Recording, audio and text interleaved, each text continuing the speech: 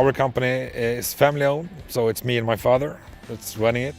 We have mostly crushers, but we also have excavators on construction sites.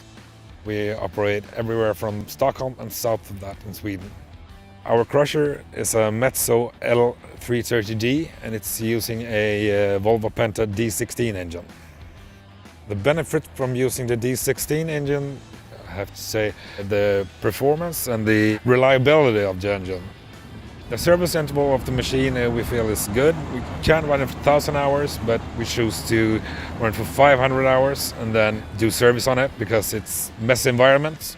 In the beginning, we had a bit of trouble because the support network wasn't really well built out, but we got in contact with Metso and Ematech that put us in the right direction, and we are very pleased with how things are going right now.